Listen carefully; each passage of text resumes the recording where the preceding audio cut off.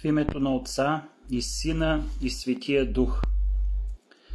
О български народе, изпълнен с древна и богата история! Зная, че неизбежните предизвикателства и промени, през които си преминал през годините, могат да са оставили следа върху самочувствието ти. Ти си уникален народ, няма друг като теб на земята. Българи, вие сте силни и в сърцата си носите великия дух на древните българи, траки и славяни. Да, може би сте преживяли моменти на отчаяние и безизходица, но сега е време да върнете своята слава и самочувствие. Всеки един от вас има потенциала да постигне нещо велико и да промени родината около себе си. Първата стъпка във възвръщането на самочувствието е да повярвате във вашия потенциал. Вие сте природни творци с неповторими таланти и способности. Разкрийте вътрешния си огън и вярвайте, че можете да се справите с всяко предизвикателство, което изникне по пътя ви с Божията благодатна помощ. Неизбежно ще има препятствия, но никога не се отказвайте, защото сам Бог е с вас. Понякога неуспехът е просто шега на случая, но ние знаем като християни, че случайности няма, който да ви води към по-големите ви цели. Случва се да паднете, но важното е да се повдигнете отново, по-силни и по-мъдри.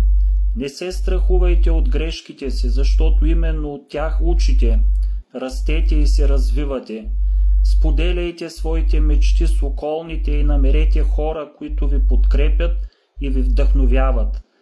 Един от най-големите източници на самочувствие е да бъдете в обкръжение на хора, които вярват във вас и вашия потенциал. И най-важното, никога не се отказвайте от своите мечти. Те са тези искри, които носят светлина и вдъхновение в живота ви. Никой друг не може да ги постигне вместо вас.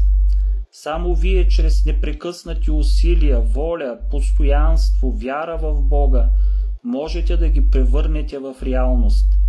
Български народе, върнете своето самочувствие, обединете се и работете заедно, за да постигнете големи неща.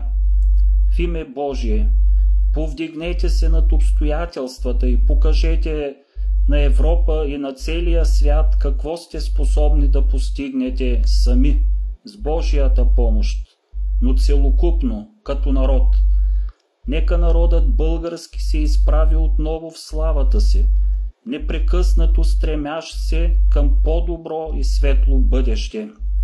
Вярвайте в Бога и в себе си вярвайте, изразявайте себе си с достоинство и гордост и никога не забравяйте, че вие сте носители на богатството и красотата на България. Вие сте великолепни и неповторими. Никога не се отказвайте, български народе. Нека вашите мечти се превърнат в реалност, а вашето самочувствие да блести ярко и неоспоримо. Върнете си гордостта. Бъдете силни и вярвайте във вашия потенциал. Вие сте способни на големи неща, български народе. Искрената ми надежда е да видя как се възвръщате и сияете с превъзходство. Да се гордеете с това, което сте постигнали и да се стремите към още по-големи върхове, имайки пред очи подвига на нашите родни светии и вярвайки в нашия Бог. Повярвайте в себе си, никога не се поддавайте и предавайте и бъдете винаги готови да се изправите пред предизвикателствата с вдъхновение и увереност. Самочувствието е ключът към превъзходството и промяната. Бъдете велики български народи и никога не забравяйте колко сте важни и ценни. Силата на нацията ни е в нас самите и в това, че никога не отстъпваме. Върнете си самочувствието, и заедно ще направим България с Божията помощ по-добро място за живеене, защото Бог винаги е с нас.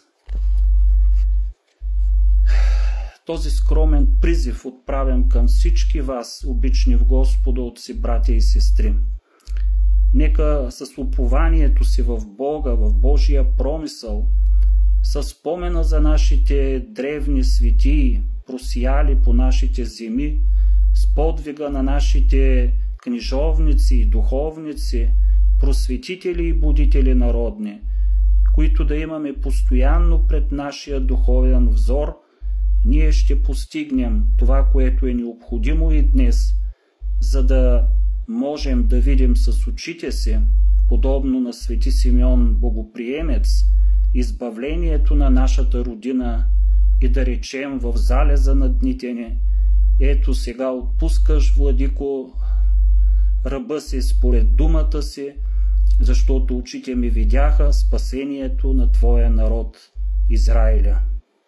Що си приготвил пред лицето на всички народи светлина за просвета на езичниците и слава на Твоя народ Израиля. Ние сме духовния Израил, цялата света православна църква по цялата земя, едната света съборна и апостолска църква сме този духовен Израил.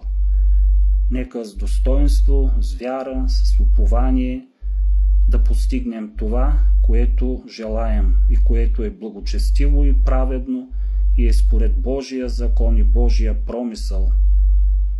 Но да не чакаме някой друг да ни го достави и да ни го предаде, ние сами да си го извоюваме, да се молим усилено, братя и сестри, и да търсим това общото, което ни сплотява. Това е единствено и само светата ни вяра, светото православие. С нами Бог.